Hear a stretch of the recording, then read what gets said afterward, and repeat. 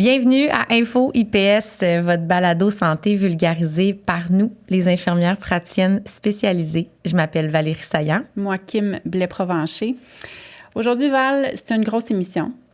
On parle de deux sujets. On va parler, en fait, d'un phénomène, on pourrait dire, le planétaire. On va parler du cancer du col de l'utérus et du cancer du sein qui, encore aujourd'hui, touche beaucoup trop de personnes, trop de femmes. Mais pour lesquels on a fait beaucoup d'avancées. Ouais. On a réduit grandement la mortalité par les moyens de dépistage, par la vaccination. On va parler de ça. Puis on a nul autre que Julie Poirier, une infirmière praticienne spécialisée en soins de première ligne dans la région de Chaudière-Appalaches, qui est une experte dans la santé de la femme, qui vient vraiment démystifier ces deux cancers-là. Puis à noter, on va parler des symptômes, on va parler de la prévention, on va parler des choses qu'on peut faire pour vraiment réduire notre risque d'avoir ces problématiques-là. À noter que dans l'épisode, on va parler de la femme, mais on fait référence à toute personne ayant un utérus ou des seins, donc pour simplifier la discussion. Alors, ça va être super intéressant. Oui, bonne écoute. Ce balado santé vous est présenté par l'AIPSQ avec le soutien de l'École des sciences infirmières de l'Université de Sherbrooke, de l'Unité d'enseignement et de recherche en sciences de la santé de l'Université du Québec en Abitibi-Témiscamingue, de la Faculté des sciences infirmières de l'Université de Montréal et de l'École des sciences infirmières Ingram de l'Université McGill. Les renseignements partagés dans ce balado ne remplacent pas l'avis d'un professionnel de la santé.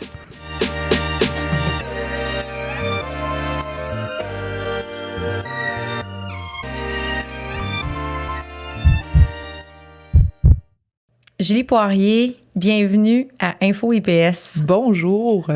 Merci tellement de t'être déplacée. Merci pour ton temps. Tu es une femme occupée.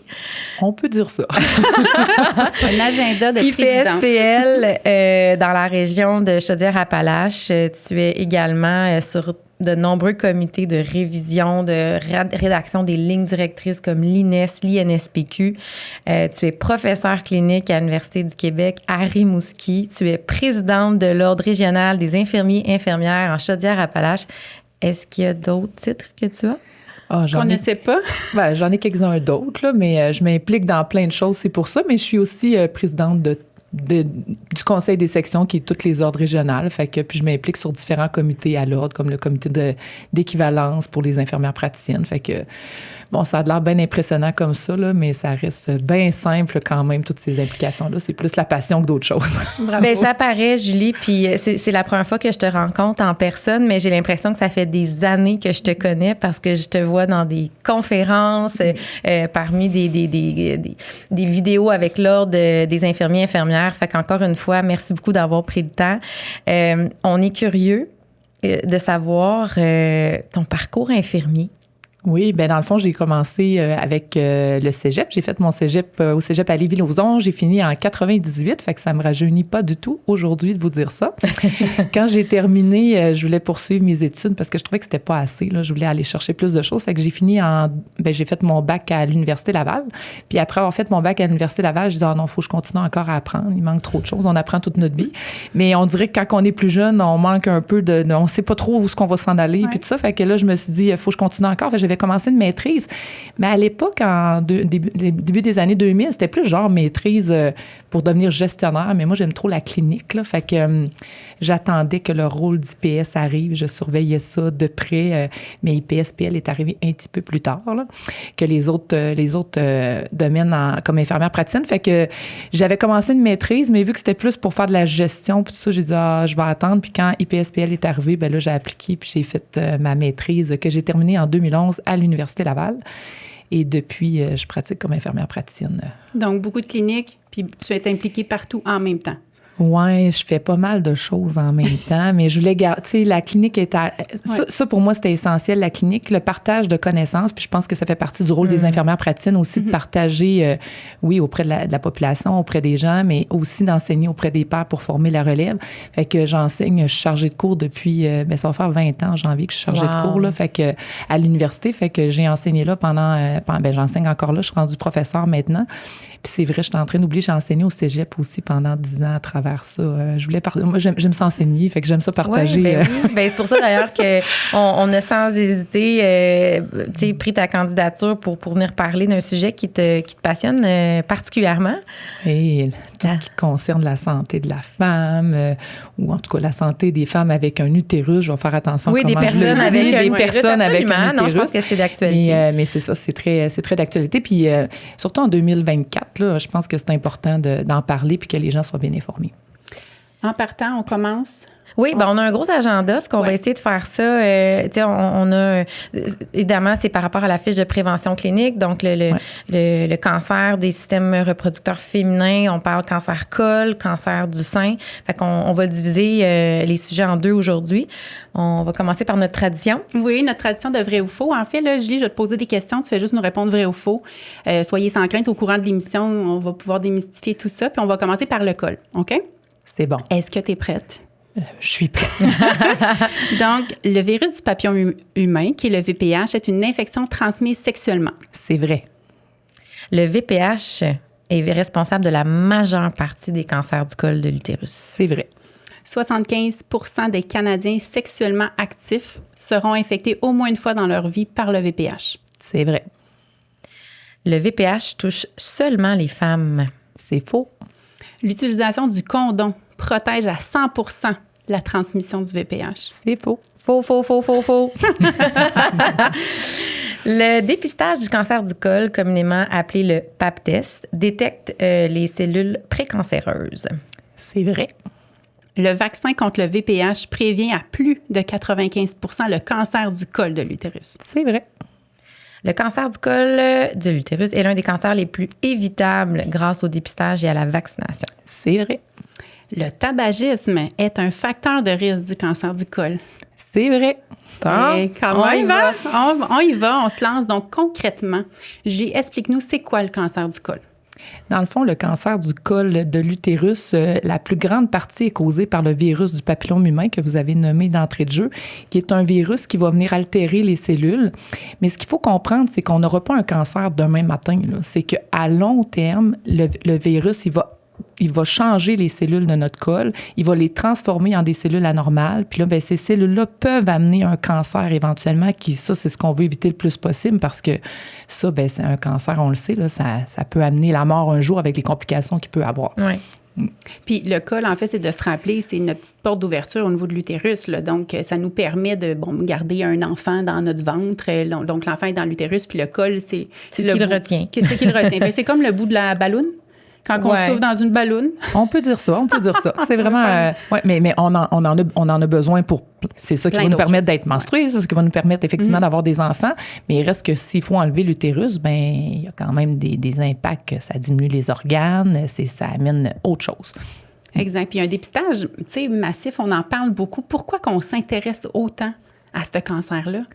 Bien, dans le fond, la première des choses, c'est que plusieurs femmes vont être infectées du virus du papillome humain dans leur vie. Ça, c'est la première chose. Au moins 75% des femmes, puis on va être infecté au moins une fois par un virus, puis on peut avoir des virus, parce que des virus, il y en a à peu près 100 souches de détecter. Il y en a une quarantaine qui se transmettent au niveau plus sexuel, ça veut dire tout ce qui est organes génitaux, vulve, col, anus, gorge, bouche, etc. Fait que ça peut être au pénis aussi, là, ça pourrait être l'homme aussi qui pourrait être infecté. Fait que on va rentrer en contact avec ce virus-là, mais c'est qu'on peut prévenir d'avoir un cancer en faisant des actions pour prévenir de la transmission de ce virus-là. Puis je pense que c'est important de rappeler que tu disais il y a une centaine de souches, mais c'est pas toutes ces souches-là qui sont cancérigènes, là, en fait. Tout à fait. Il y en a 2 qui sont vraiment les plus méchantes. Les plus méchants virus, c'est le 16 et le 18. Puis là, il y en a d'autres après, dans les centaines, il y en a d'autres, mais il y en a à peu près, il y en a quelques-uns qui vont causer ce qu'on appelle les condylomes, là, c'est des virus, des verrues génitales, là. Les gens ils ont peut-être déjà entendu ça.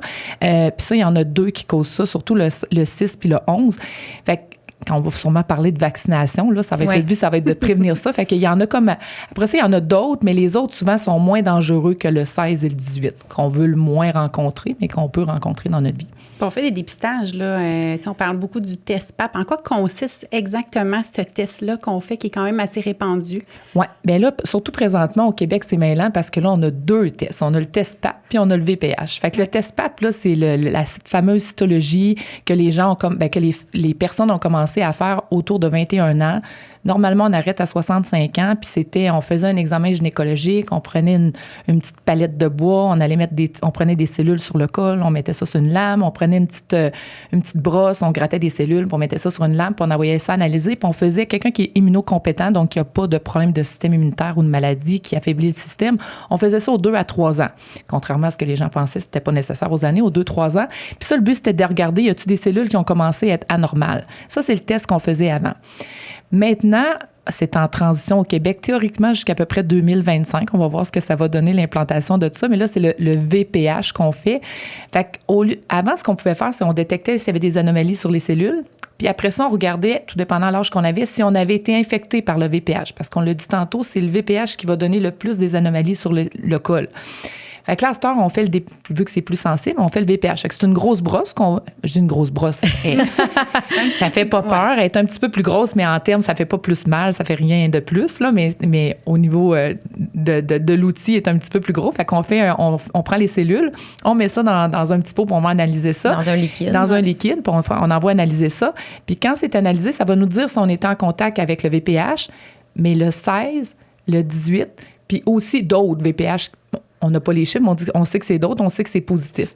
Puis là, ce que ça nous permet de voir, c'est est-ce que je l'ai? Si oui, là, après ça, la deuxième étape, c'est qu'on regarde s'il y a des cellules qui sont déjà anormales. Parce que le VPH, ça dort. On rentre en contact, mais notre système immunitaire, normalement, mettons qu'aujourd'hui, je rencontrerais le VPH, bien, mon système immunitaire va se défendre, puis il va le rejeter, puis il va le faire partir. Mais le VPH, il peut rester en dormance pendant des années dans notre système, pendant 15 ans, pendant 20 ans. Fait que souvent, les gens à qui on leur dit qu'ils ont un VPH positif, ils disent « j'ai ça depuis quand? » On le sait pas, on le saura jamais, puis on peut pas chercher qui leur a donné ça parce que ça se transmet. C'est un peu plate parce qu'on n'a pas de réponse de ce côté-là, mais la bonne nouvelle, c'est qu'au moins, on peut se protéger. Oui. Puis je pense que c'est important tu parlais du nouveau test de VPH, c'est un test qui se fait par auto-prélèvement. Ou on peut le faire via l'examen gynécologique. Ouais, via l'examen gynécologique, c'est en train d'être... dans les prochaines années, là, je vais dire prochains mois, années, années, on va pouvoir le faire par auto-prélèvement. Okay. Il y a encore des régions où sont en train de regarder si leur machine, tout est bien calibré, puis tout ça. Il y a des endroits où on leur demande de tester, on fait qu'on le fait en auto-prélèvement, puis on fait le vrai VPH avec l'examen gynécologique. C'est super intéressant pour plusieurs clientèles qui n'ont pas de médecin de famille, puis qui désirent avoir accès, puis qui n'ont pas d'IPS de famille non plus et autres. Fait que ça leur permet d'avoir accès à ça. La seule affaire que les gens, il faut qu'ils comprennent, parce qu'il y en a qui disent, je veux pas d'examen gynécologique, moi. Fait que l'auto-prélèvement va permettre d'éviter d'avoir un examen gynécologique, mais si jamais le VPH est positif, il va falloir retourner voir un professionnel de la santé pour faire vraiment la cytologie qui va avec pour aller voir est-ce qu'il y a des petites cellules anormales. Ça va nous dire si on l'a ou pas, mais ça nous dira pas s'il a déjà commencé à avoir des altérations des petites cellules. Puis on sait-tu, jusqu'à date, peut-être que tu n'as pas la réponse, là, mais est-ce qu'on sait comment ça va fonctionner, l'auto-prélèvement? Ça va être la petite brossette que les gens vont mettre intravaginal, puis on ne sait pas trop si on va toucher le col? Bien, à vrai dire, c'est pas tant grave si on ne touche pas tant le col. Le point, tu l'as très bien expliqué, parce que dans le fond, le VPH, on le retrouve partout. Fait que, tu sais, je veux dire, la personne a gratté, puis elle a fait la technique qui est recommandée, la sensibilité est vraiment, vraiment intéressante. Fait que, OK. Puis ça, en fait, là, en ce moment, on a encore le test PAP standard là, dans plusieurs régions, en fait, du Québec, mais éventuellement, on est en transition. On est en transition. Fait que les premières régions qui ont eu accès au VPH, c'est le Bas-Saint-Laurent, Chaudière-Appalaches. Ces régions-là l'ont. Puis il y a une région dans le coin de Montréal dont j'oublie le nom. Mais fait les régions sont vraiment en transition pour avoir accès. Ça va être super intéressant. Puis là, si les gens se disent « Hey, bien, moi, j'ai fait mon test PAP là, en 2024. Quand est-ce que je vais faire mon VPH? La transition, si vous êtes immunosupprimé, dans 1 an, on fait le VPH. Donc, mettons que je l'aurais eu cette année. Immunosupprimé, j'ai une maladie, une polyarthrite, un lupus, j'ai une sclérose en plaques avec un médicament qui diminue mon système immunitaire. Je vais faire mon VPH dans 1 an. Si le VPH est correct, ce qui est le fun, c'est que ça va aller dans 3 ans. Fait que ça, c'est super intéressant pour les gens. On fait moins d'examens. On se voit moins souvent pour ce genre de choses-là. Les gens, d'habitude, sont contents quand on leur dit ça. Les personnes qui ont eu, mettons, leur test cette année en 2024, qui sont pas immunosupprimés, sont immunocompétents, qu'on appelle. On va attendre 2 à 3 ans. On va faire le VPH. Fait que quelqu'un qui l'aurait eu cette année, 2027, à peu près 2026-27, on fait le VPH. Puis si c'est beau, qu'il il est négatif, ça va aller dans 5 ans. Fait que ça va être aux 5 ans. Fait que c'est vraiment intéressant pour les personnes. Donc, le but, c'est de diminuer les examens gynécologiques et le nombre de rendez-vous. Et le nombre de rendez-vous. Puis c'est aussi ce qu'il faut comprendre, c'est que le test VPH est beaucoup plus sensible. Puis tu sais, je vous ai dit que ça durait dans le temps, le virus. Fait que compte tenu que ça dure dans le temps puis que ça peut être en dormance, bien, c'est le temps qui va faire qu'on risque d'avoir un cancer, qu'il y ait des altérations des cellules pour amener un cancer. Puis là, en attendant, on ne veut pas avoir le cancer, mais il y a quand même des mesures qu'on peut prendre pour prévenir d'avoir le cancer. Tantôt, on disait c'est une infection qui est transmise sexuellement. Il peut y avoir un stigma qui vient avec ça quand par exemple, on a des cellules anormales, on fait le test, on est VPH positif. C'est quoi les impacts? Puis en quoi ça se différencie, par exemple, des autres infections qu'on connaît, la gonorrhée, la chlamydia? Oui, c'est une bonne question parce que c'est sûr que c'est comme une gonorrhée ou une chlamydia, c'est une bactérie. Fait qu'on la traite avec un antibiotique, puis après ça, c'est comme géré. On va dire ça comme ça. Là, c'est un virus. Fait qu'un virus, ça dure longtemps, ça s'élimine pas de la même façon. C'est une infection transmise sexuellement parce que c'est vrai que ça se transmet, je vous ai dit tantôt, sur tous les organes génitaux et autres. Les liquides biologiques. Les liquides biologiques, ça se transmet pas par une poignée, tu sais, si je vous donne la main, là, ça se transmet pas de cette façon-là. Puis si moi, je vous dis que j'ai un VPH aujourd'hui, bien, vous n'avez pas besoin de vous éloigner de moi, là. Ça ne vous sautera pas dessus, là. Par contre, on va quand même conseiller de faire des choses dont la vaccination qu'on peut en reparler. Oui, c'est ça. Mais c'est ça. Fait que c'est vraiment différent en termes que oui, c'est vrai que ça se transmet, mais en termes de façon de transmettre le virus puis de l'avoir dans son corps, c'est complètement différent Fait qu'on pourrait avoir un partenaire dans sa vie puis avoir un VPH de ce partenaire-là puis avoir une relation exclusive. Là. Fait tout à fait. Tout à fait. Fait que ça amène... La question est bonne parce que des fois, ce que j'entends, c'est que les patients disent, bien, qui m'a donné ça? Ou je l'ai pogné de qui? Ou qu'est-ce que j'ai fait pour avoir ça? Malheureusement, on n'aura jamais la réponse parce que... Puis là, ce qui est difficile aussi, c'est que si j'étais dans une relation stable puis qu'il y a 3 ans, j'ai fait mon test PAP puis qui était négatif puis tout a toujours été beau puis que là, aujourd'hui, vous me faites le VPH puis qui est positif, bien, les gens font, bien là, ça ne veut pas dire que ça fait juste 3 ans que tu l'as ou tu viens de l'avoir. Il pourrait se positiver plus tard. Là. Oui, puis ça peut faire des années que je l'ai. Mais l'affaire, c'est que quand il est en dormance, bien, il est tellement peu présent qu'on ne sait pas qui est là. Fait que même si j'essaie de le prendre, je ne l'aurai pas. Fait que c'est pour ça qu'on le fait aux 5 ans, parce que ça dure longtemps, puis le corps risque de l'éliminer. Puis, éventuellement, je risque de l'attraper, puis là, on va s'assurer de faire le suivi. L'autre chose de particulier, parce que je parle de quand on les refait, puis tout ça, anciennement, le test PAP, on commençait à 21 ans. Mais maintenant, le VPH, on commence à 25 ans. Oui, c'est ça. 25 ans. Fait que, tu sais, on saute quand même quelques années, là, quelques examens gynécologiques. C'est plus tard parce que le corps, normalement, quand vous êtes en contact, il va l'éliminer. Oui. Fait qu'en l'éliminant, bien, surtout plus tu es jeune, plus ton système immunitaire il est fort. Il est fort, ça comme ça. Fait qu'on va l'éliminer. Mais si la personne, il y a des particularités, on peut commencer plutôt avec des cytologies, mais sinon, c'est 25 ans parce que la sensibilité est vraiment meilleure. Puis c'est le temps qui va amener qu'on risque d'avoir des altérations des cellules.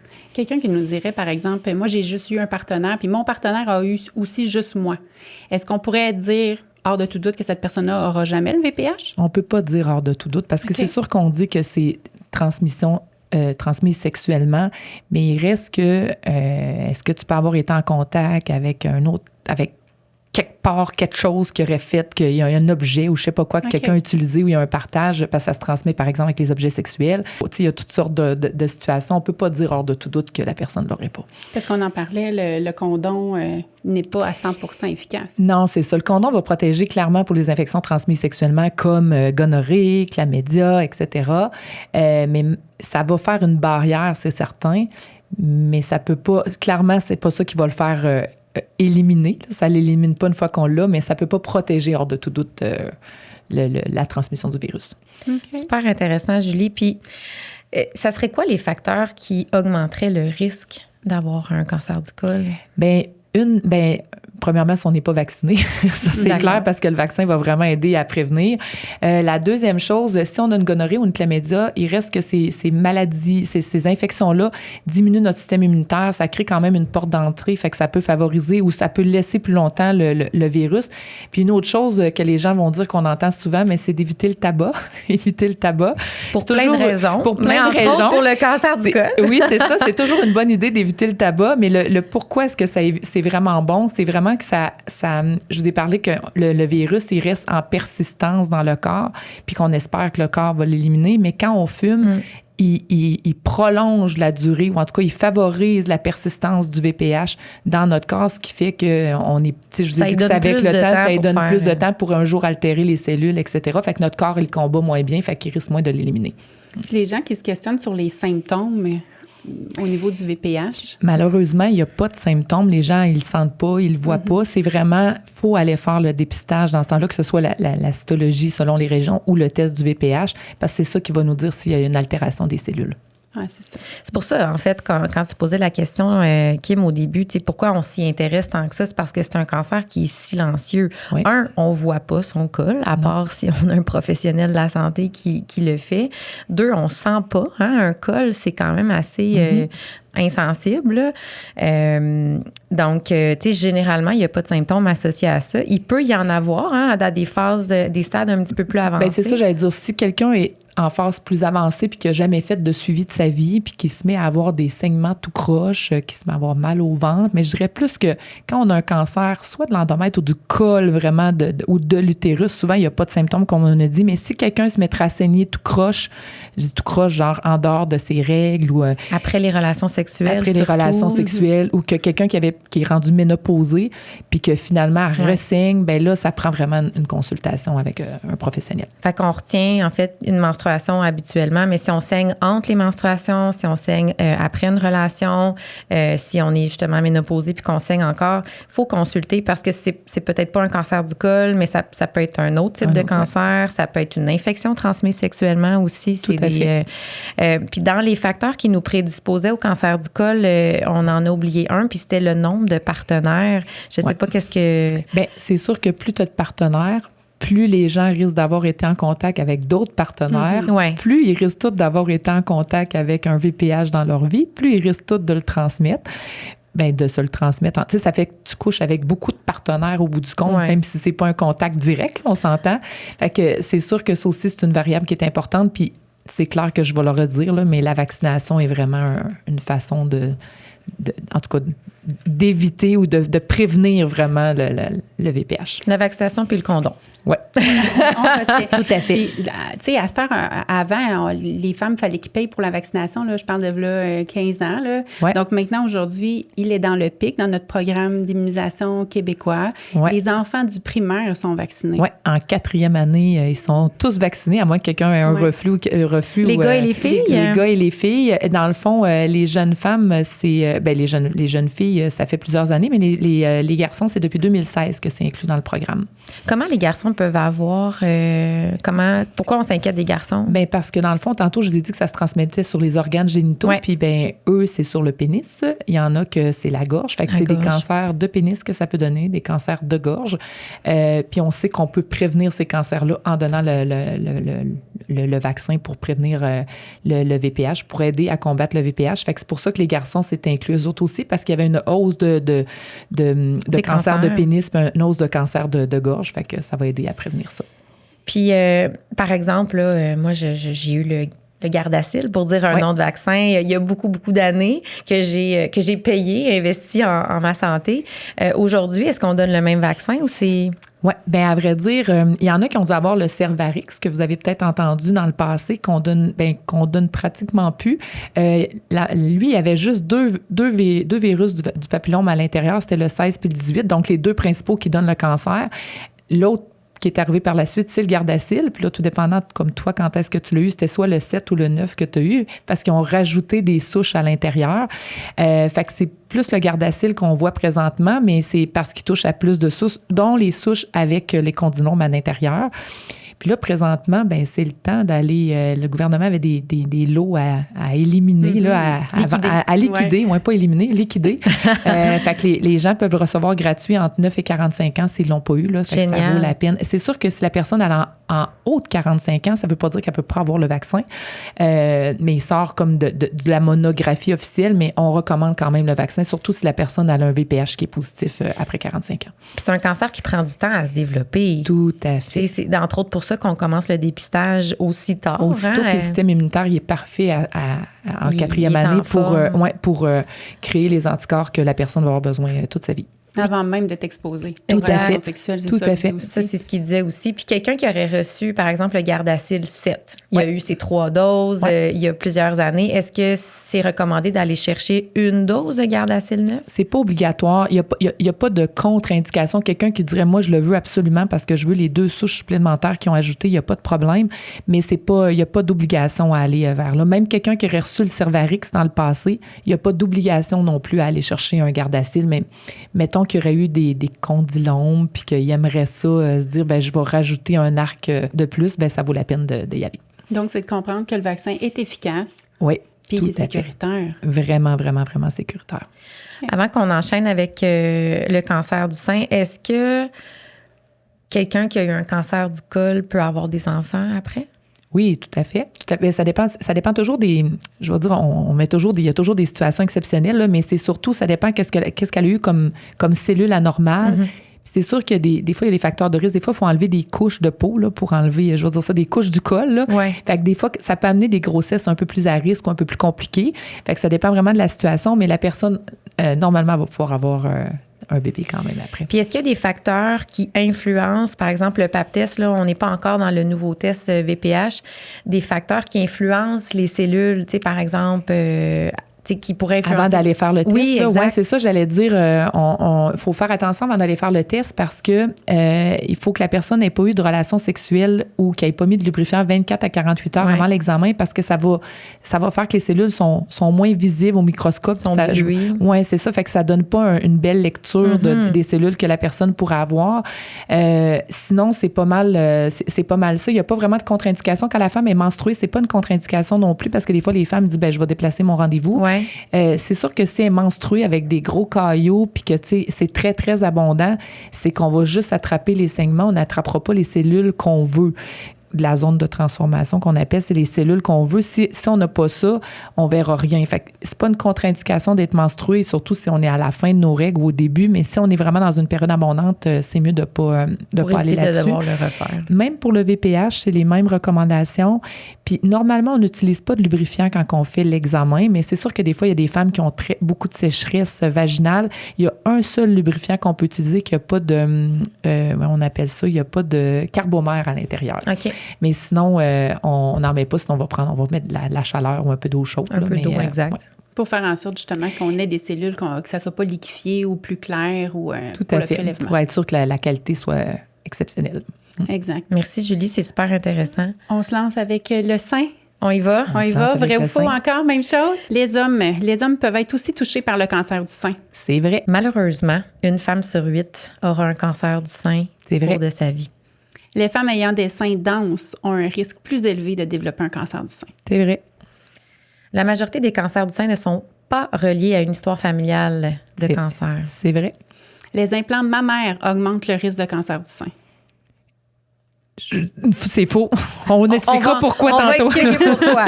On en reparle. Les implants. Le dépistage par mammographie reste la méthode la plus fiable pour détecter le cancer du sein à un stade précoce. C'est vrai. La majeure partie des cancers du sein sont d'ordre génétique. C'est faux. All right. Donc, le cancer du sein. Je pense que c'est un sujet que on connaît. Les gens connaissent bien. On parle beaucoup depuis des années. Oui, il y a quand même beaucoup de publicité. On en est où en 2024-2025? Bien, il faut continuer la prévention, il faut continuer d'en parler, je pense. Il y a quand même... à peu près 6 000 nouveaux cas par année. C'est les données de 2019, là, mais quand même, à peu près 6 000 nouveaux cas par année, c'est quand même... on risque de connaître quelques personnes dans notre entourage qui vont avoir ça. 80 % des femmes, ça va être en haut de 50 ans qui vont avoir un cancer du sein. Fait que c'est quand même pas banal. À vrai dire, il faut plus en parler pour le prévenir. Puis vous l'avez dit dans les questions, là, souvent on va les dépister à un stade précoce. C'est ça qu'il faut retenir, à un stade précoce. Fait que la plupart du temps, le fait de les dépister le plus tôt possible, on peut les traiter. On peut les traiter, ouais. C'est moins invasif comme traitement, etc. Fait que... Puis de comprendre, en ce moment, dans le fond, il y a un programme qui existe, qui est dans notre fiche de prévention clinique aussi, donc qui cible les femmes à partir de 50 ans, ouais. Le PQDCS, là, le fameux programme québécois dépistage du cancer du sein. Ouais. Tu veux-tu nous en parler un petit peu plus de ce programme-là? Oui, dans le fond, il cible, je veux dire, avant, il ciblait les femmes de 50 à 69 ans. C'est une mammographie de dépistage aux 2 ans. On pourrait expliquer un peu tantôt les différents tests et tout ça. C'est aux 2 ans, mais ce qu'il y a de nouveau depuis janvier 2024, c'est que les femmes de 70 à 74 ans ont été ajoutées avant janvier 2024. Ça prenait une ordonnance, donc une prescription soit de l'infirmière praticienne ou de son médecin de famille pour aller passer cet examen-là, pour poursuivre l'examen jusqu'à 74 ans. Puis maintenant, c'est rentré dans le système. Fait que les femmes s'est dit, j'ai pas été encore appelée, les données ont été mises à jour, ils vont les recevoir éventuellement. Fait que les femmes, ils ont leur dépistage, qu'il y ait un médecin de famille ou non, qu'il y ait une IPS ou non, ils vont avoir accès à ce dépistage-là, puis ils vont avoir un suivi aussi qui va être fait par un professionnel de la santé, dont plusieurs IPS font partie comme bénévoles. C'est ça que j'allais dire. En fait, les patientes, les femmes ou les personnes avec des seins vont recevoir une lettre, puis c'est cette lettre-là qui est comme la prescription. C'est pareil comme la prescription. Se présente avec cette lettre-là, puis c'est valable pour faire le dépistage. Puis effectivement, il y a beaucoup d'infirmières praticiennes qui sont répondantes. Hein? Je l'ai été. Je pense que tu l'es. Moi aussi. Toi, Kim, tu l'as été aussi. Donc, juste pour rassurer les gens que si vous n'avez pas de professionnel de la santé, il y a quelqu'un qui reçoit ce résultat-là. Qui va vous faire le suivi aussi. Exactement. Tout à fait. Puis on parle beaucoup du cancer du sein, puis on pense tous que le cancer du sein, bien, c'est une masse qu'on va la sentir manuellement. On a une masse dans le sein. Tu veux-tu nous parler un peu plus? Le cancer du sein, tu sais, c'est quoi? Comment qu'on peut le reconnaître? Oui, bien dans le fond, le point est vraiment bon parce que ce qu'on retrouve souvent au dépistage de la mammographie, c'est vraiment petit, puis les gens, ils sentent rien. Puis souvent, ils vont le dire, je me suis rendu compte de rien, je sens rien, puis ils essayent de se taponner le sein, puis ils sentent rien. C'est vrai qu'il y a des choses pour lesquelles on va dire que même si vous avez une mammographie normale, il faut consulter dans certains cas quand il y a des choses qui apparaissent sur le sein. Fait qu'au niveau du sein, si jamais la personne elle sent une bosse ou une masse, c'est super important qu'elle aille consulter, même si elle avait une mammo normale, parce que chaque examen a des spécificités selon ce qu'on cherche. Un repli de la peau, tu sais, la peau qui devient comme rétractée, là, qui rentre par à l'intérieur, c'est pas normal, à moins que vous ayez toujours eu ça. Il faut s'imaginer, puis si je peux me permettre, Julie, tu sais, quand on parle de rétraction, il faut s'imaginer qu'un cancer, là, ça vient s'agripper dans les cellules, puis ça va venir tirer vers l'intérieur. Fait que c'est important de bien connaître ses seins, puis de voir la forme, s'il y avait un changement, le mamelon qui pourrait être vers l'intérieur aussi. La peau va devenir comme une peau d'orange, là, tu sais, comme cartonnée, un peu comme une plure d'orange. Fait que quelqu'un qui aura un changement, il faut aller consulter. Là, je parlais comme du sein, mais effectivement, il y a le mamelon qui rétracte ou un mamelon qui aurait comme de l'eczéma dessus, là, comme un changement au niveau de la peau que la personne n'a jamais eu, ou quelqu'un qui aurait une rougeur comme un tiers du sein qui n'a jamais été là, puis qui sent pas de chaleur, puis qui a comme pas rien, mais j'ai le sein tout rouge, ou au niveau du mamelon, c'est pas normal. Fait qu'il faut aller consulter pour qu'il y ait un professionnel qui mette les yeux sur son sein, sur ses seins. Puis un écoulement aussi. Écoulement, effectivement. Un écoulement d'un côté, qui aurait du sang, en fait, tout changement. Tout changement qui n'a jamais été là, peu importe les examens que vous avez eu avant, qu'il y a un changement, il faut aller consulter. Il faut comprendre aussi que, tu sais, selon l'âge, tu sais, la puberté, il y a des changements qui sont des variantes de la normale, des changements physiologiques. Tu sais, les jeunes patientes, les adolescentes, les jeunes femmes vont avoir, ou les personnes avec des seins vont avoir des bosses qui peuvent fluctuer avec les menstruations, justement, donc le niveau d'hormones. On pourrait peut-être parler de la densité des seins par rapport à ça. Ça, c'est une bonne question parce que les femmes qui ont, je vais dire, qui ont beaucoup de densité sont quand même plus à risque d'avoir un cancer du sein. Puis je vous explique, dans le fond, les seins denses, là, c'est que ça réfère à la quantité de tissu qui est à l'intérieur du sein, glandulaire, fibroglandulaire. Ça, c'est ce qui amène la densité. Puis par rapport au tissu graisseux, ça, c'est pas dense, le tissu graisseux. Puis plus ta densité est élevée, plus dans le fond, c'est sûr que la mammographie, elle risque d'être un peu moins fiable pour regarder les images qui sont données parce que le tissu est plus dense. Fait que ça baisse un petit peu la sensibilité de la mammographie. Là, je vais mettre un bémol à ce que je dis. C'est vrai, les études le démontrent, mais ça ne veut pas dire que quelqu'un qui a un sein dense, parce qu'on reçoit ça sur les résultats des mammographies, fait qu'on voit des pourcentages. Ouais. C'est surtout les gens qui ont un sein extrêmement dense, qui ont 4 à 6 fois plus élevé de facteurs de risque d'avoir un cancer du sein un jour.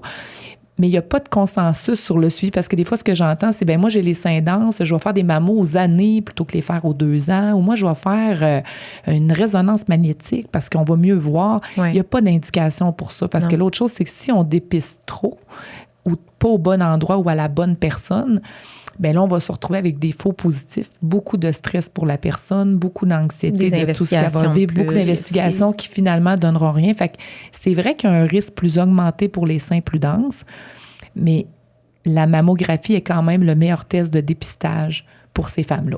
J'aimerais prendre un instant. Tu sais, la mammographie, il faut comprendre, et tu me corriges s'il y a quoi que ce soit, c'est une radiographie. Tout à fait, une radiographie. Donc, c'est un rayon X, comme on ferait un rayon X du poumon. Donc, on place le sein en 2 plaquettes. Tout à fait. Et, ce qui fait que ça réduit la sensibilité ou la qualité de l'image, c'est que le rayon X en soi a de la misère à passer à travers quand on a beaucoup de tissus glandulaires. Ouais. Exactement. Donc, nos jeunes patientes en bas de 30-35 ans, c'est pour ça qu'on fait une échographie. Parce que d'entrée de jeu, on a déjà naturellement plus de tissus comme ça. Il y a des patientes pour qui les tissus glandulaires vont persister plus tard dans la vie. C'est ce qui augmente en fait, je pense, le risque. Fait que je pense que c'est important de comprendre. Puis là, on a des technologies qui s'améliorent. Ouais. On a la tomosynthèse qui est de plus en plus utilisée. Oui, dans le fond, la tomosynthèse, c'est encore une radiographie, mais en 3D, fait que ça donne plus d'angles, fait qu'on voit mieux. Fait que ça, c'est intéressant parce que ça donne plus d'images. Fait que pour quelqu'un, par exemple, que ça serait plus difficile à voir, bien, des fois, ils vont redemander d'avoir une tomosynthèse. Puis là, il faut que les gens comprennent que quand ils passent une mammographie, ils vont souvent avoir des examens complémentaires. Mais les examens complémentaires, c'est juste pour venir confirmer que tout est correct, on va dire ça comme ça, parce que dans le plus grand pourcentage du temps, à 95%, c'est correct. Ouais. Mais il y a quand même plusieurs personnes qui vont avoir des examens supplémentaires. Bien, c'est parce que la radiographie, elle permet de voir, y a-tu un ombrage? Ouais. Y a-tu un ombrage qui a l'air d'une masse? Y a-tu une distorsion dans les images? C'est souvent des termes qu'on voit sur les rapports, mais ça ne détermine pas la nature de ces distorsions ou ces masses-là. Donc, l'échographie qui sera en examen complémentaire va permettre de voir est-ce que c'est un kyste? Est-ce que c'est... Tout à fait. Puis si jamais c'est pas assez, bien, des fois, on va aller faire une biopsie. On va aller chercher des petites cellules pour aller les analyser, pour voir c'est quoi exactement. Dans certains cas, on va même mettre un petit marqueur pour savoir que si on a besoin de faire quelque chose, on va savoir qu'il y avait quelque chose là. Puis dans certains cas, ça va être la résonance magnétique parce qu'elle, on voit différents angles. Puis en plus, on voit comme avec les rayons qui est envoyé, puis le produit de contraste, vraiment l'intérieur du sein au complet. Fait qu'on est encore plus capable d'aller spécifier qu'est-ce que la personne pourrait avoir. Mais ça, c'est beaucoup d'étapes. La plupart, 95% des gens vont avoir une mammographie, puis après ça, à la limite, quelques personnes vont avoir un examen complémentaire, mais ça va arrêter là. On n'ira pas plus loin. Moi, j'ai des femmes en bureau, je ne sais pas vous, les filles, là, mais c'est des femmes là, qui hésitent à passer une mammographie, qui ont peur, qui ont des implants, qui ont peur d'avoir mal. Qu'est-ce que tu leur dis? Bien, là, il y a 2 choses. Ouais. Celles qui ont des implants, parce que leur crainte est souvent que l'implant va éclater, que ça va faire trop mal. C'est sûr que, tu l'as dit tantôt, c'est une radiographie entre 2 plaques. Fait que, on a un sein qui comprime, mais ça dure quelques secondes, puis les gens ne gardent pas de douleur après. Pour en avoir passé, j'avoue que c'est inconfortable. C'est pas super le fun. Je pense que comme à peu près plusieurs examens, bon. Fait que ça, c'est la première des choses. La deuxième, si on a des implants, c'est important, des implants, des prothèses mammaires, c'est important de le dire à la personne qui va faire la radiographie, la mammographie, parce que la pression exercée n'est pas la même pour éviter encore plus d'inconfort et tout. Fait qu'il faut le dire à la personne qu'on a des prothèses. Mais c'est pas une contre-indication d'avoir des prothèses. Les prothèses éclateront pas non plus. Mais c'est sûr que c'est un moment d'avoir un petit inconfort. Mais en même temps, si tu dépistes pas au bon temps, parce que quand on dépiste, on le dit, c'est précoce. Quand on dépiste un cancer au début, les interventions sont beaucoup de moins grande envergure. On est beaucoup plus proactif dans les traitements, c'est plus facile.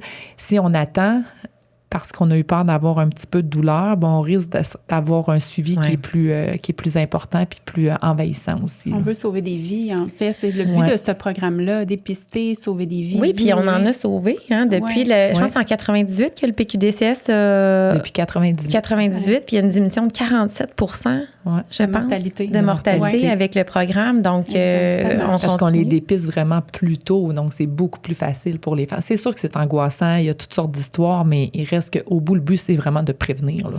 Puis l'auto-examen, est-ce que tu le suggères encore? Qu'est-ce que tu dis aux femmes par rapport à ça? C'est plus recommandé l'auto-examen de façon routinière et autre, mais ce qu'il faut plus que les gens fassent, c'est de regarder, y a-t-il un changement ou est-ce qu'ils sentent, tu sais, quand ils se lavent, là, souvent on va dire, si tu sens une masse ou tu sens quelque chose qui est différent, là, il faut que tu portes attention. Ou, parce qu'en plus, c'est que ça fluctue avec les hormones, on l'a dit tantôt, fait que les gens, ils font pas attention au moment du cycle, des fois, les seins sont plus sensibles, des fois, sont plus gonflés avant les menstruations, fait que ça amène, faut juste connaître nos seins, mais c'est plus les changements qu'il faut que les gens remarquent, mais il n'y a plus d'obligation. Avant, les gens faisaient ça tous les mois, là, puis c'était de façon systématique. C'est plus le cas. Même, ils vont remarquer que les professionnels de la santé non plus, c'est plus de façon systématique qu'on fait un examen des seins. On va le faire quand il y a une plainte de la patiente, puis qu'il y a une particularité, sinon on n'en fait plus de façon systématique. OK. Je peux pas m'empêcher de parler de l'âge à laquelle les cancers surviennent. Malheureusement, personnellement, j'ai des amis proches qui ont été atteints du cancer dans la trentaine, dans la jeune trentaine. J'ai des patientes qui viennent me voir, qui me disent, écoute, je suis inquiète. Qu'est-ce qu'on leur dit? Qu'est-ce qu'on peut faire? Tu sais, le dépistage en soi est réservé aux patients, aux patients de 50 ans, puis aussi si on a un antécédent de cancer dans la famille, premier degré, genre ta mère. Ta mère, ta sœur. Un cancer à 50 ans, pour dire quelque chose. Généralement, on va commencer les mammos 10 ans plus tôt. 10 ans, oui. Fait que là, ces patientes-là, souvent, ils le savent. Fait que ça, c'est une chose. L'autre chose, il y a des familles qu'on sait qu'il y a des mutations génétiques, il y a des gènes, le BRCA1 et 2, là, que les gens entendent souvent parler. Si jamais c'est le cas qu'il y a de la génétique, souvent, ces familles-là vont être prises en charge. Fait que ça règle comme une partie de ces patientes-là. C'est sûr que quand tu as une amie qui a 35 ans, qui a un cancer du sein, ça vient te chercher, puis tu te dis, ça va être moi la prochaine. Puis bon, la probabilité est vraiment faible. Fait que c'est pour ça que c'est important de remarquer. Puis souvent, ces patientes-là, ils ont remarqué qu'il y avait un changement. Puis là, ils sont pris en charge parce qu'il y avait un changement. Fait que ce qu'on disait tantôt est super important pour les gens.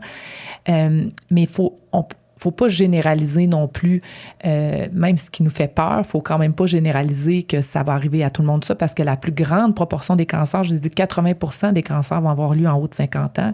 Fait qu'il reste que c'est avec le temps qu'on risque de développer un cancer. Fait qu'il faut plus axer sur les bonnes habitudes de vie, que je vais dire, pour prévenir, dont faire de l'activité physique, dont éviter le tabac, qu'on a parlé quand même tantôt, parce que c'est toutes des choses qui amènent les gens, des fois, se demandent pourquoi, mais c'est parce que ça amène des changements au niveau cellulaire, ces produits en guillemets nocifs-là.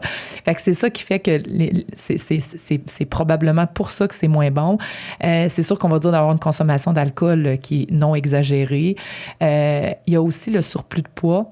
C'est sûr que quand on a un surplus de poids important, les tissus graisseux, ils emmagasinent de l'estrogène, puis ils font de l'estrogène. Fait que plus tu as d'estrogène, ça peut être un facteur de risque à long terme d'augmenter ton risque d'avoir un cancer du sein. Fait que faut plus regarder ces variables-là, de se tenir en bonne santé, qui vont aider, si jamais un jour vous avez un cancer, qui va vous aider quand même à guérir de ce cancer-là. Fait que faut plus aller là-dessus que dire qu'il faudrait repasser des examens à tout le monde quand on voit une situation comme ça qui arrive, parce que ça vient vraiment nous chercher. Tu parlais de 50 ans, tu parlais de l'estrogène. Je peux pas m'empêcher de te poser la question sur les hormones. Oui. C'est très 2024. On en parle beaucoup depuis plusieurs années. As-tu un petit mot à nous dire sur l'hormonothérapie, les traitements de la ménopause puis de la périménopause? Il faut en parler. Fait que parlez-en avec votre PS quand vous allez aller la rencontrer. Parce que les femmes ont des symptômes. Ils ont des symptômes. Il faut faire attention. Si on le prend en périménopause ou en ménopause, parce qu'avant de dire qu'on a besoin d'hormonothérapie, de remplacement, il faut quand même être protégé au niveau de la contraception. Fait que tant qu'on n'est pas ménopausé, il y a un risque de grossesse. Fait que je vois des patients, vous avez en voir vous autres aussi, qui tombent enceintes à 51 ans parce qu'ils ne pensaient pas qu'ils avaient besoin d'être protégés. Ils ne pensaient pas que ça pourrait arriver. C'est super important d'en parler. Il y a, là, la mode, c'est le bioidentique puis le classique. Là, je vais dire ça comme ça. Le bioidentique, c'est l'hormone est vraiment similaire à ce qu'on fait dans notre corps. Le classique, c'est que c'est une hormone synthétique. Fait qu'elle est différente un petit peu. Mais les deux sont faits en laboratoire. Fait que on va clarifier ça. C'est synthétique les deux. Oui, c'est ça. Quelque part, il y a quand même des manipulations, mais quand même. Ce qu'il faut dire, c'est qu'il y a des femmes qui en ont besoin. On ne peut pas mettre tous les symptômes qu'on vit sur juste l'hormonothérapie. Je pense que ça prend une bonne évaluation avant de dire que ça fait juste nous toucher à nous. Puis c'est la seule cause de tous nos symptômes, mais ça vaut la peine d'en parler. Ça vaut la peine d'évaluer le tout. Ça vaut pas la peine de tester 1 million d'hormones dans notre corps, si je peux me permettre, parce que ça aussi, c'est beaucoup de préoccupations. Ouais. Dans certains cas, on va aller tester pour voir si la personne est ménopausée ou non, parce qu'elle a déjà, mettons, une méthode contraceptive en place, là, mais sinon, on n'a pas un stérilet, on peut aller, puis mettons, elle n'est pas menstruée, donc ça vaut la peine, sinon on n'a pas besoin. Il reste que l'hormonothérapie de remplacement, avant 60 ans, il y a vraiment des bénéfices dont on parle du cancer du sein, dont pour le cancer du sein, ça serait bénéfice. Après 60 ans, ça prend vraiment une décision éclairée, puis bien des explications avec son professionnel, parce qu'il y a quand même des choses qui pourraient augmenter un petit peu le risque de cancer du sein. Fait que ça ne veut pas dire qu'il ne faut pas en prendre, mais c'est plus le débuté qui peut venir augmenter un petit peu après 60 ans. Fait que ça vaut la peine que quand on a une discussion avec notre professionnel, de voir est-ce que je vais m'assurer de faire les suivis des mammographies pour dire quelque chose, est-ce que je vais cesser le tabac, est-ce que je vais faire de l'activité physique pour éviter d'avoir un surplus de poids. Il y a quand même des choses qui doivent être discutées à ce moment-là, mais certainement, ça aide les femmes, l'hormonothérapie, puis il faut en parler pour démystifier le tout, là. Oui, parce que la plupart des cancers du sein surviennent après 50 ans, donc ils coïncident aussi avec la ménopause. Tout à fait. Mais nos jeunes sont quand même... Ça peut arriver pareil en jeune âge, malheureusement, mais l'âge est un facteur de risque quand même assez élevé, là. Tout à fait. Il faut penser aussi à notre population qui prend de l'hormonothérapie dans un contexte de transition. Donc, il y a une surveillance aussi. On parlait de... Il y a une surveillance. Oui, il y a une surveillance. Puis il y a vraiment des particularités. Là, il y a en plus de personnes qui sont en transition de genre et autres qui prennent des hormones. Puis ça, je pense qu'avec les années, il va falloir suivre les études parce que on découvre en même temps que tout ce qui les se effets, fait. Puis on peut peut-être dire un petit mot aussi que le cancer du sein, ça existe chez l'homme aussi, parce qu'ils ont du tissu mammaire. Donc, compte tenu qu'ils ont du tissu mammaire, ça a un impact. Puis là, quand on vient jouer sur les taux d'androgène puis sur les taux d'estrogène et tout, ça peut favoriser... Clairement, il y en a qui sont à risque d'avoir un facteur de risque pour avoir un cancer du sein. Il est beaucoup moins fréquent chez l'homme, mais assez mortel parce que, en fait, il y a un retard de diagnostic parce que souvent, les gens... ils s'en rendent moins compte ou ils observent moins ça ou on s'en parle moins. C'est sûr que ceux qui ont le facteur de risque de mutation que je parlais tantôt au niveau génétique, BRCA1 et 2, s'ils ont ça, souvent, sont déjà plus suivis. Mais il reste que ça pourrait être quelqu'un qui n'en a pas dans sa famille. Puis que c'est sûr que plus tu as ce qu'on appelle la gynécomastie chez les hommes, là, qu'ils ont un sein, ils ont des seins. Il reste que, ils ont plus de tissu mammaire, donc il y a une prolifération ils peuvent être. Ça veut pas dire parce qu'on a ça qu'on est tant à risque que ça, mais il reste que du tissu mammaire, ça vaut la peine de surveiller. C'est souvent associé à l'obésité, malheureusement. À cause ça joue sur les taux d'androgène, puis ça joue sur l'estrogène. Ouais. J'ai envie de te demander, Julie, on entend souvent parler, en tout cas, des cancers triples négatifs. Ouais. Qu'est-ce que ça veut dire? À vrai dire, si je peux simplifier ça, là, des fois, ce que je dis à mes patientes, c'est que quand tu as un cancer du sein qui est, genre, on entend des fois qui est estrogéno-dépendant ou progestatif dépendant, souvent au niveau des traitements, sont plus adaptés puis c'est plus facile pour répondre à traiter ton cancer avec ces facteurs-là. Quand tu te retrouves avec une patiente que que tout est négatif au niveau de ces récepteurs-là, c'est plus difficile de trouver le bon traitement. Il y en a, mais c'est plus difficile puis souvent assez agressif comme traitement. Fait que c'est sûr que ces femmes-là, on espère les trouver le plus tôt possible, les dépister le plus tôt possible, parce que sinon, les traitements souvent sont assez importants, intenses. L'histoire d'horreur qu'on entend, c'est souvent des femmes qui sont en postpartum, qui ont des changements déjà naturellement avec l'allaitement, puis là, ben finalement, on retarde peut-être le diagnostic ou on pense que c'est une mastite ou quoi que ce soit, puis ça s'avère avec des cancers. Là, c'est vraiment... fait que, en espérant qu'on puisse... Il faut vraiment, comme professionnel, comme patiente, souvent, c'est des patientes qui ont un doute ou tu sais, il faut s'écouter. Tu sais, quand ta petite voix intérieure qui dit « je pense que j'ai quelque chose qui n'est pas normal », fait qu'il faut écouter, il faut consulter. Puis la job du professionnel va être de répondre à cette préoccupation-là. Puis des fois, je dis aux femmes, si jamais tu n'as pas été répondu par un professionnel pour X raison, parce que cette journée-là, elle n'a pas bien compris ta demande ou peu importe, tu iras en consulter un autre si jamais ça n'a pas fonctionné pour être sûr qu'on réponde à ton inquiétude, surtout dans des cas comme ça, parce qu'on ne veut pas que ça arrive. Puis la mutation génétique demeure quand même rare. C'est là, mais c'est pas très fréquent non plus. Tout à fait. On en entend beaucoup parler parce qu'il y a eu des cas, des cas qui venaient plus nous chercher, mais il reste que c'est rare. Puis ce qui est rare est rare. Fait qu'il faut se souvenir de ça, mais il reste que... Des fois, je dis que nous, comme professionnels, on cherche quand même un peu ces choses-là qui sont un peu plus exceptionnelles pour être sûr de prendre les gens au bon moment, mais il reste que ce qui est rare est rare. Puis on parlait du dépistage. Bon, on a changé ça jusqu'à 74 ans. Là. Est-ce qu'il y a quelque chose qui s'en vient chez nos plus jeunes? Il y a 40 à 50 là, qu'il y a des études, il y a des choses qui sont en train de faire pour voir est-ce qu'on devrait offrir à toutes les femmes à partir de 40 ans ou est-ce que il y a certains facteurs de risque qui feraient qu'on devrait l'offrir à partir de 40 ans. Fait que c'est en train d'être étudié sous prescription. La personne, on peut débuter plus tôt pour X raisons, mais ça prend une évaluation. Un peu comme on a fait avec le 70-74, là, on le fait avec le 40-50. OK, parce que dans les autres pays, c'est pas unanime. Là. Non, c'est pas unanime. Puis il y a des endroits que ça commence vraiment à 40 ans. Il y a des endroits que c'est plus 50. En tout cas, c'est ça. Là, nous, on est encore en... Il y a des endroits qui font des échos dès qu'ils ont des densités mammaires élevées aussi. C'est très, très variable. Mais je pense que le mot à retenir, c'est d'en parler avec votre professionnel de la santé, puis de ne pas hésiter, de nommer votre inquiétude. Puis on n'est jamais tanné de vous entendre. Non. C'est notre travail. Puis on va vraiment tout faire pour rassurer les gens. Tout à fait.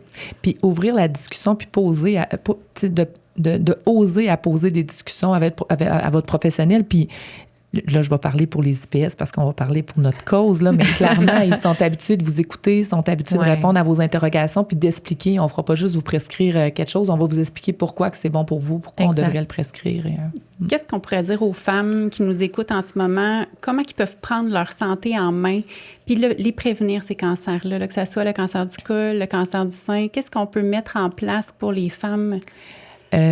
Premièrement, il y a une partie qui leur appartient, dans le sens où il faut qu'ils fassent de l'activité physique, qu'ils évitent le tabac, qu'ils prennent pas trop de verre d'alcool.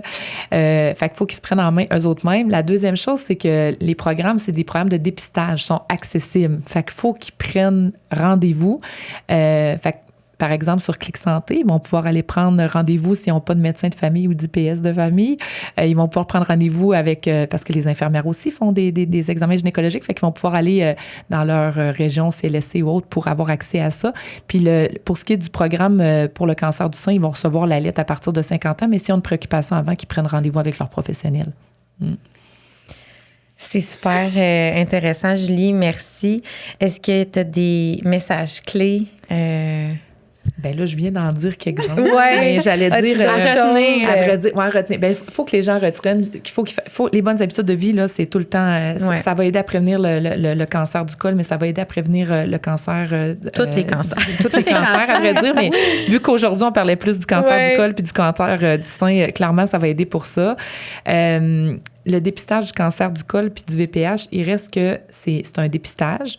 C'est pas diagnostic, c'est un dépistage. On en a parlé aujourd'hui.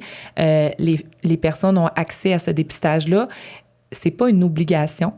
C'est une option, mais c'est pas une obligation. Mais clairement, avant de dire que c'est pas pour vous ou que c'est pas à vous, il faudrait que vous ayez une bonne compréhension des avantages que ça peut vous amener puis qui vous êtes comme personne. Fait que il y a ça. Puis c'est gratuit. C'est gratuit, effectivement. Puis, dernier message clé, n'hésitez pas à poser des questions à vos IPS. Ils sont là pour répondre. Là, c'est vraiment, on est là pour l'accessibilité de la population. Fait que n'hésitez pas à poser des questions et à venir nous rencontrer. On est toujours super heureuses et heureux de prendre soin de vous. Merci. Julie, tu es inspirante.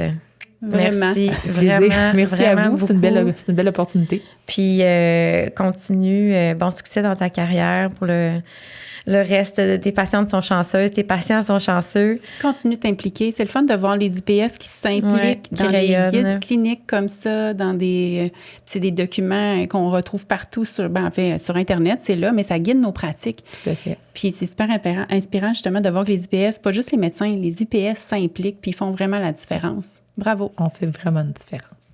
Merci. Fait qu'en espérant que cet épisode-là aura su éclairer, mieux comprendre le cancer du col, le cancer du sein. Puis, si vous n'avez pas encore cliqué, allez nous suivre sur les réseaux sociaux, YouTube, Facebook, Instagram, pour la IPSQ.